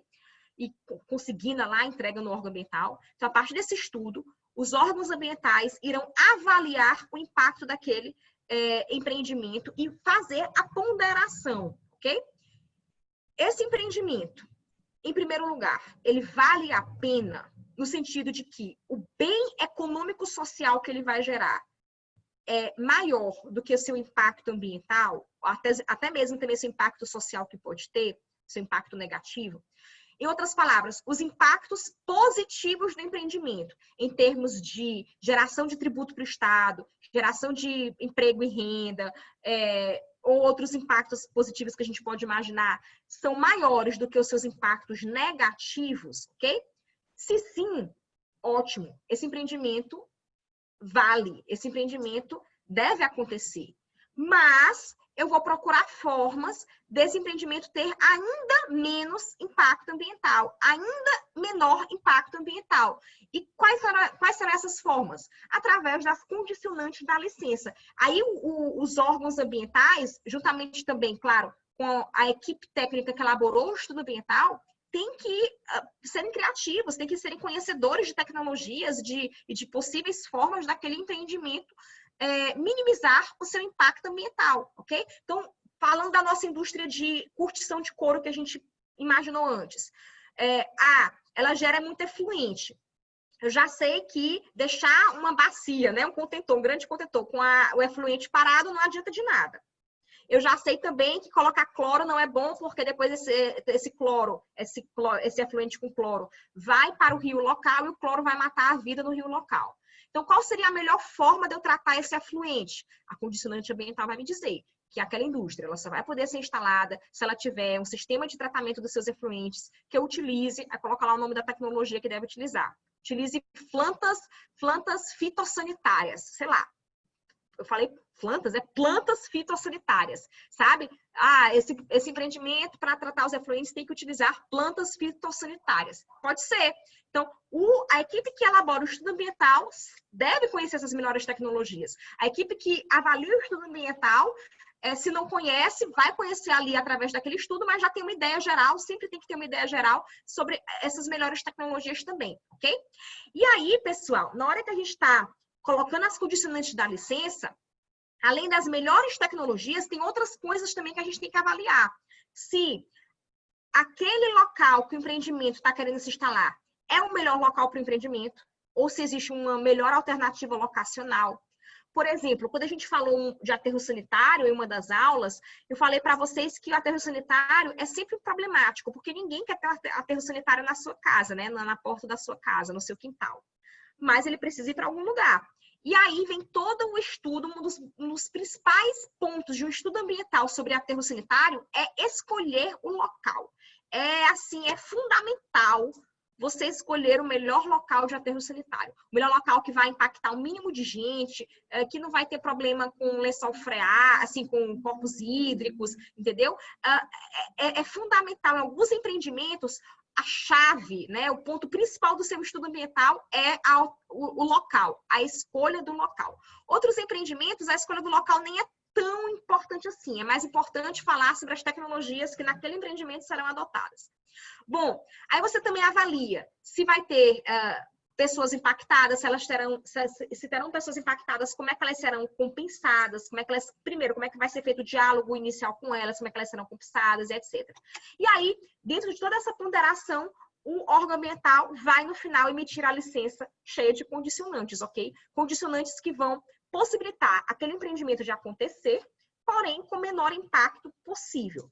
E lembrando, essas condicionantes também não podem, assim, viajar e escolher tecnologias ainda experimentais que não têm acessibilidade, que o custo financeiro é altíssimo, que vão impedir o empreendimento de acontecer. Tem que ter aí todo esse jogo, essa ponderação até financeira mesmo, ok? Bom, e aí quando a gente passa para o âmbito judicial, aí a ponderação também acontece aí, ok? Quando as sentenças, né, os acordos vão utilizar o princípio da ponderação, vão utilizar o princípio da proporcionalidade ao analisar um caso concreto que bateu nas portas do judiciário. E a gente tem uma série de princípios ambientais que vão também ajudar os juízes, os desembargadores, etc., os ministros, etc., a fazerem essa proporcionalidade no caso concreto que chega lá no judiciário, ok? Bom, pessoal, aqui. E aí, para finalizar, eu vou finalizar a aula com esse slide aqui. O princípio do desenvolvimento sustentável, uma das características que eu coloquei, é que ele é um princípio de 3 dimensões da justiça, ok? Ele é um princípio de 3 dimensões da justiça porque, na minha tese de doutorado, eu me embaso na teoria da justiça de Nancy Fraser. Ela não tem uma teoria da justiça para dizer propriamente o que é justiça, como fazem outros autores, como faz o John Rawls, como faz o Amartya Sen, em um dos seus livros ele fala já a ideia de justiça. Mas a Nancy Fraser, em verdade, ela sistematiza, ela faz um quadro, um mapa das teorias da justiça e diz que as várias teorias da justiça poderiam ser agrupadas em 3 modalidades. Teorias que abarcam, que falam sobre o que é que seria justiça, ok? O que é que nós entendemos como justiça. Teorias que falam sobre o como, ou seja, como fazer justiça, como fazer uma decisão justa, como tomar uma decisão justa. Essas teorias do como são as teorias que a gente fala de justiça procedimental, por exemplo, a teoria da justiça do Habermas, ok? Justiça procedimental, como tomar uma decisão justa, como fazer um processo deliberativo. E depois a gente tem teorias da justiça que falam sobre o quem. Quem é que deve estar envolvido numa teoria da justiça? Quem é que deve ser objeto de consideração ética, né? Sujeito de consideração ética, estar envolvido naquelas nossas preocupações éticas? Quem também deve participar dos processos decisórios para decidir o que é justo ou não, dos processos deliberativos para decidir qual a melhor decisão a ser tomada, quem deve participar desses processos, ok? Então, as teorias que abarcam o quem da justiça são, por exemplo, teorias mais relacionadas a teorias identitárias e na área do desenvolvimento sustentável são as teorias relacionadas à justiça intergeracional, à justiça com as gerações futuras, porque essas teorias teorias da justiça intergeracional, surgiram propriamente quando nós começamos a pensar sobre desenvolvimento sustentável. Elas surgiram com uma teoria de base do desenvolvimento sustentável, ok? Então, o desenvolvimento sustentável, hoje eu considero pelo menos, que ele é uma teoria que ele se importa com todas essas dimensões da justiça. Ele se importa com o quê? Quando eu falo de desenvolvimento pleno, quando eu falo que eu quero dar uma vida materialmente digna para as pessoas, eu estou preocupada com o quê? A justiça material. Eu quero um mundo em que as pessoas tenham uma vida minimamente digna, em que não existam forças de desigualdade entre as pessoas. Então, aí eu estou preocupada com o quê? Quando eu me preocupo com o como alcançar essa justiça, quando eu me preocupo com processos participativos, quando eu me preocupo com a ponderação do desenvolvimento sustentável, eu estou preocupada com o como, com a justiça procedimental. Como é que eu vou ponderar? Como é que eu vou conciliar e ponderar, né? Como é que eu vou fazer com que as pessoas participem? Isso é o como.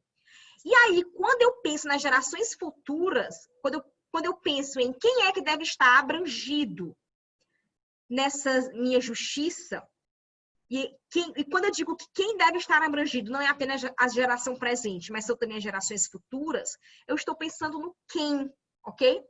E aí, a teoria do desenvolvimento sustentável, ela abre toda uma nova vertente de novos sujeitos de direitos que antes do desenvolvimento sustentável não eram considerados.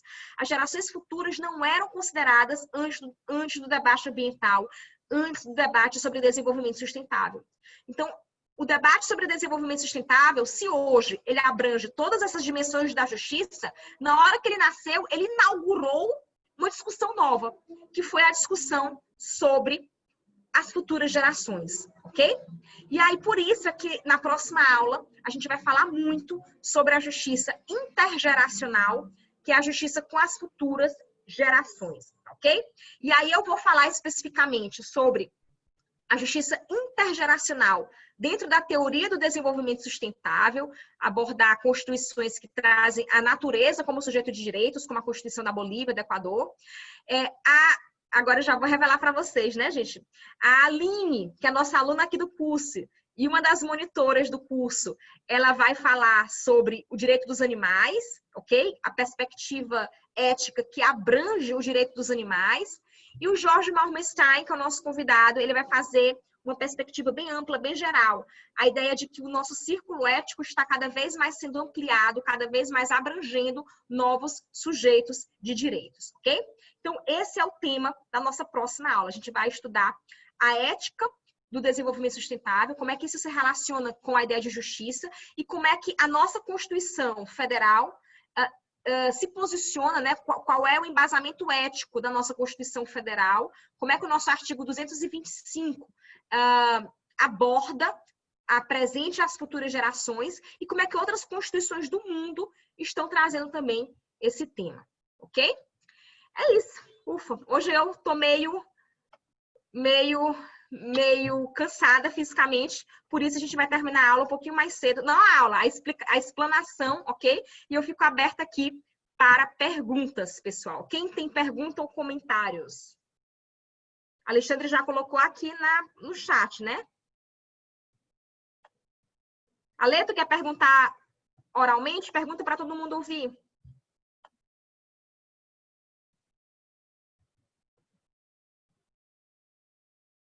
Oi? Ale? Não pode? Ah, ok. Tá. O Ale perguntou assim. O princípio do não retrocesso ambiental advém da jurisprudência do princípio do não retrocesso social ou está explícito na Constituição? Olha, Ale, eu não sei te dizer se advém do não retrocesso social. O que eu sei é que o princípio do não retrocesso ambiental, ele tem muitos doutrinadores, não apenas brasileiros, mas de outros países também, que defendem esse princípio do não retrocesso ambiental, como Michel Prier, francês, ok? E esse princípio do não retrocesso ambiental, ele inclusive não é de agora, ele já tem algumas décadas, tá? É a ideia de que quando você atinge determinado nível de proteção ambiental nas leis, você não pode retroceder. Tem muita relação, sim, a gente pode fazer um paralelo óbvio, uma relação óbvia com o retrocesso social, mas eu não sei te dizer se isso nasceu do não retrocesso social ou se foi apenas inspirado no não retrocesso social.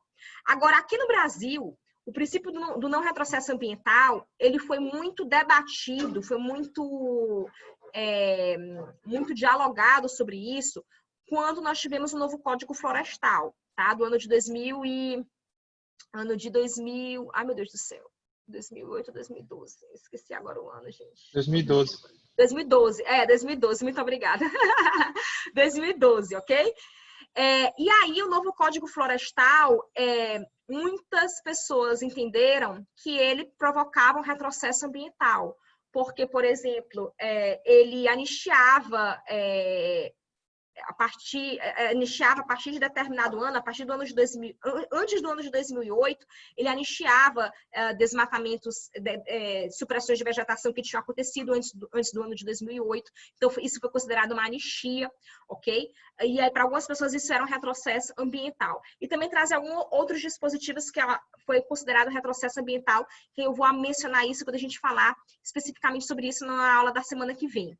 Mas eu considero que, sim, ele poderia ter sido melhor em alguns pontos, o novo Código Florestal. Eu considero ele problemático em alguns pontos, mas, de uma forma geral, eu também considero que ele trouxe artigos positivos e que as pessoas falam pouco sobre esses artigos positivos que ele trouxe e que poderiam ser um excelente instrumento de gestão ambiental. Por exemplo, ele trouxe, se eu não me engano, no artigo 51, a previsão de pagamento por serviços ambientais. E pouco se fala sobre isso, assim, pouco se utiliza essa previsão dele, sabe?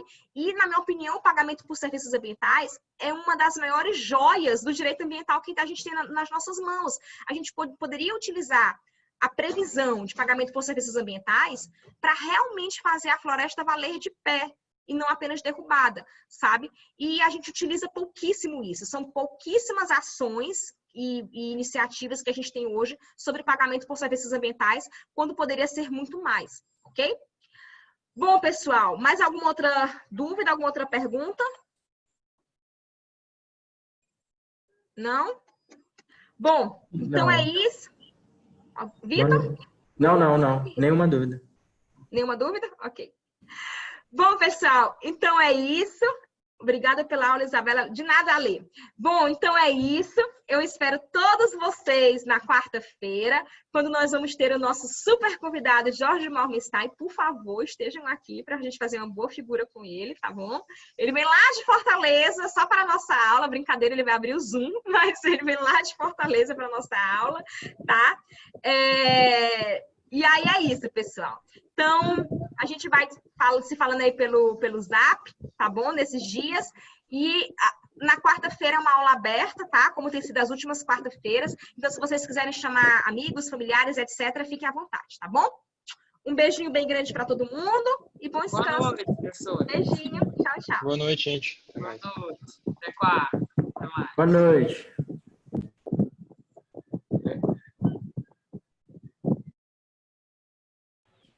Um abraço Boa para todo noite. mundo.